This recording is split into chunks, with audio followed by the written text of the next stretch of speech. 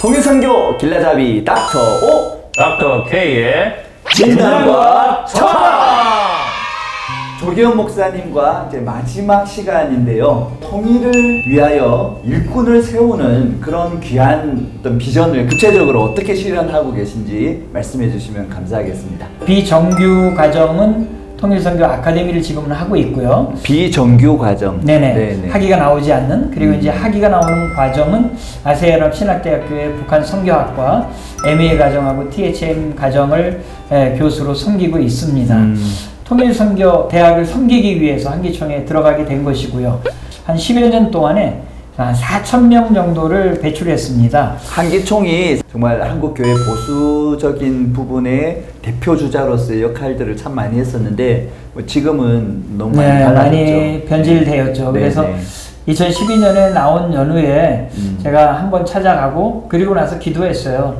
근데 하나님께서 제게 주신 응답은 사명자가 그 일을 해야 된다라고 하는 응답을 주셨어요. 그래서 다시 예전에 통일선교 대학에 섬겼던 분들한테 연락드리고 이 일을 다시 시작했으면 좋겠습니다 라고 말씀드리고, 이제 그때부터 이 세 가지 원칙을 정하고 이제 교회를 모으기 시작했어요. 첫 번째로는 비정치적인 분이어야 되겠다. 한기총 안에서 통일선교 대학을 운영할 때는 이 이데올로기 때문에 프레스를 너무 많이 받았어요. 예를 들어 가지고 이제 뭐 약간 진보적인 박종환 목사님이나 이런 분들도 강사로 모셨거든요.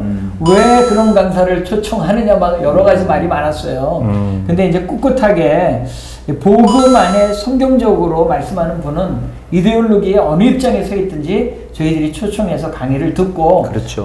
듣는 분들이 판단하게 하겠다. 이제 그거를 주지시켜 왔는데, 그래서 이제 새로 통일선교 아카데미를 시작할 때는 비정치적인 목사님들을 모셔야 되겠다. 그리고 두 번째로는 북한 선교의 비전이 있어야 되겠다. 아무리 교회 갖고 재정력이 있어도 북한 선교의 비전이 없는 목사님은 중간에 빠져나가게 되어지니까 세 번째는 리더십이 교체된 분이면 좋겠다 생각했어요. 왜냐하면 연세가 70, 80도 물론 이제 새로운 일을 하실 수도 있지만 이 반공적인 이데올로기에 너무 틀이 만들어져 있기 때문에 새로운 것을 시도하기에는 반공에 대해서 얘기하기는 좋은데 통일에 대해서 얘기하기에는 좀 어렵지 않나. 그래서 이제 리더십이 교체된 50대 목사님들, 60대 초반 목사님들 이렇게 저희들이 모시게 되었습니다. 근데 정말 놀랍게 2013년도에 그 10교회를 모았는데요. 그 10교회 중에 8번 회의했거든요. 1년 동안. 근데 8명이 회의 때마다 오셨어요. 그래서 그거는 지금 생각해보면 정말 하나님께서 인도하심이 없으면 불가능했다 생각하는 게, 통일선교 아카데미에 같이 하고 계신 분들이 각 교단의 대표적인 교회들이에요. 놀랍게도 그분들이 다 마음을 같이서 교회 연합으로 이 일을 섬긴다는 거죠. 한 단체나 한 교회, 한 교단이 아닌 여러 교단들이 연합되어 있는 교회가 같이 북한 선교팀을 그리고 통일선교팀을 섬길 수 있는 일꾼 양성, 그게 이제 통일선교 아카데미의 주 사역이고요. 그리고 이제 학위 과정은 우리나라에서 유일하게 북한 선교학과는 아세아연합 신학대학교밖에 없습니다.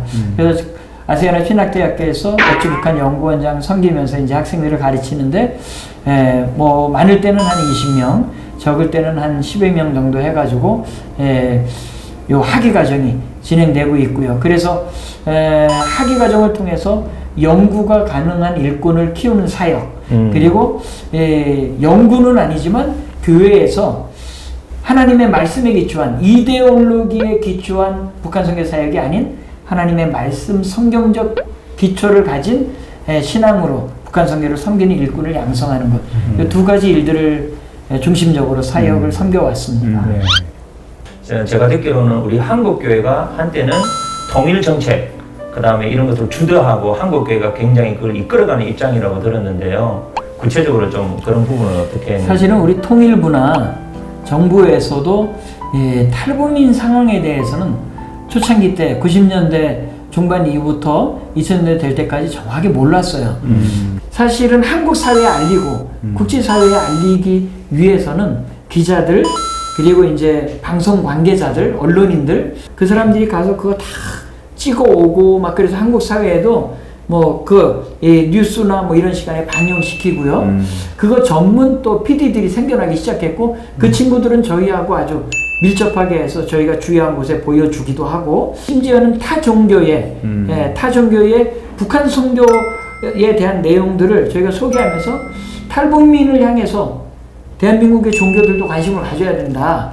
그렇게 해서 타 종교도 저희가 인솔해서 현장을 보여주기도 하고요.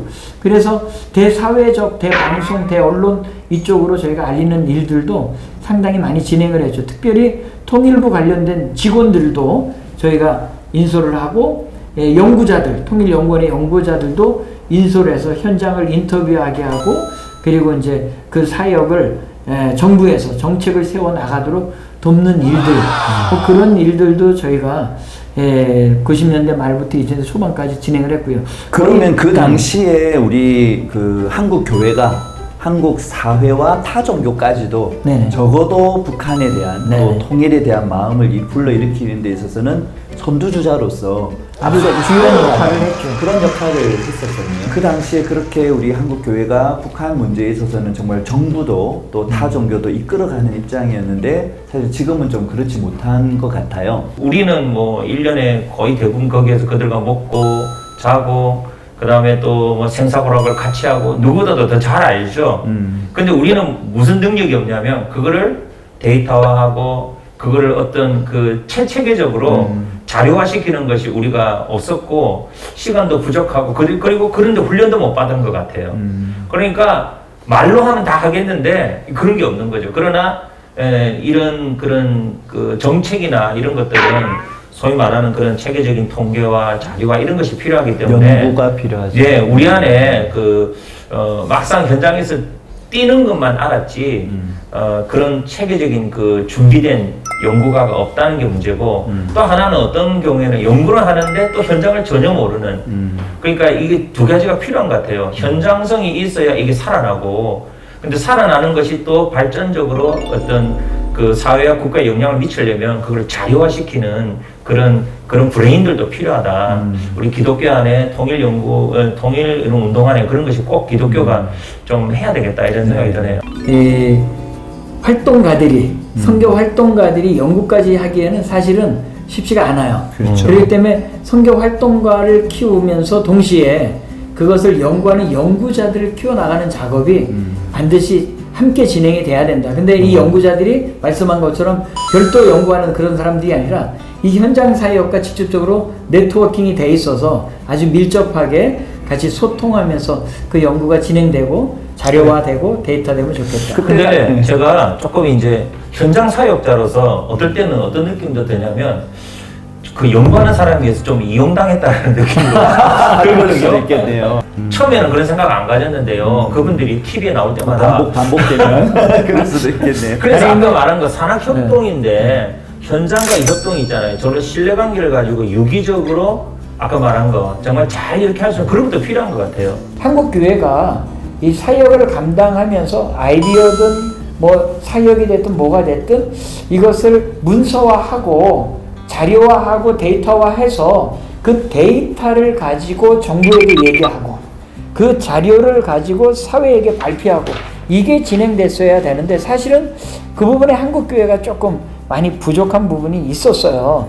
그렇기 때문에 지금이라도 한국 교회가 이 북한과 통일과 관련된 사역들이 뜨거운 마음을 갖고 사역하는 것만 하지 말고 냉철한 이성을 가지고 잘 분석하고 이 내용을 가지고 미래 통일 한국을 어떻게 준비해 나갈 것인지, 그리고 대사회적, 대정부적으로 어떤 역할들이 필요하고 한국 기독교는 또 이 사역에 있어서 어떤 역할이 필요한지를 그냥 뜨거운 마음으로만 얘기하는 게 아니라 자료와 데이터를 가지고 이야기해서 이것에 근거한 정책을 펴달라고 요구할 수 있는 시스템이 마련돼야 될 것 같습니다.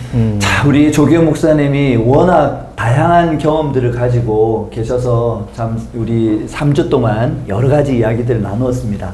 이제 마지막으로 현장 사역을 이렇게 하시는 과정 속에서 이런 점들은 참 너무 아쉬웠는데, 앞으로 만약에 이제 그런 현장이 열렸을 때 우리가 이런 방향으로 갔으면 좋겠다, 그렇게 아쉬움과 제안하실 게 있으면 말씀해 주세요. 공산권 선교의 익명성이라고 생각합니다.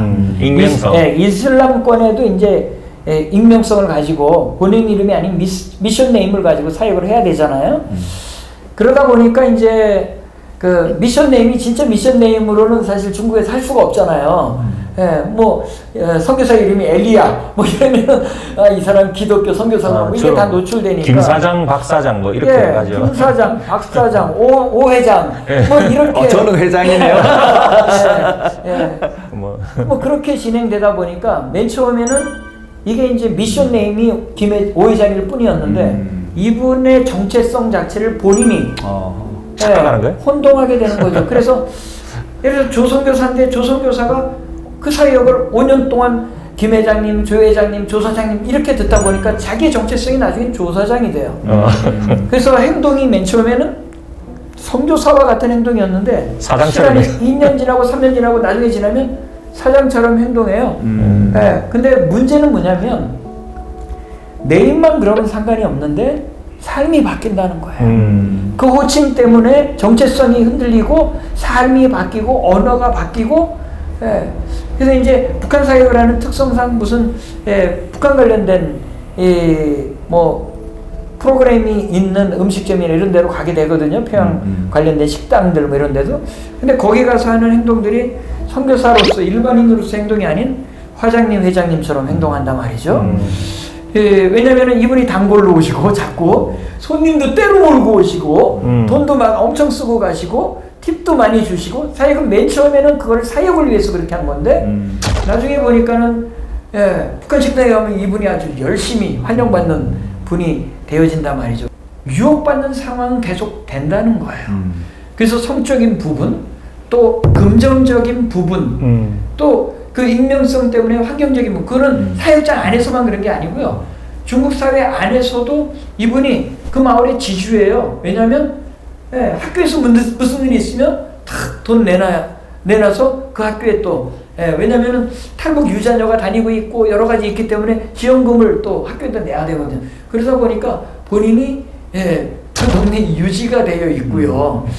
이런 여러 가지. 그래서 사장님, 회장님, 아주 귀한 후원자님 이러다 보니까 정체성이 흔들려요. 그 현장 선교의 여러 가지 이제 아쉬움과 문제점에 대해서 우리 목사님께서 이야기를 해주셨는데 우리 닥터 K께서 그러면 우리 사역자가 어떻게 자기 관리를 해야 될지에 대해서 처방을 내려주시죠. 결국에는 이제 아까 말한 것처럼 그 사역자의 처음에 그 정체성, 사명감 이런 걸 해서 자기 관리를 해야 되잖아요. 자기 관리.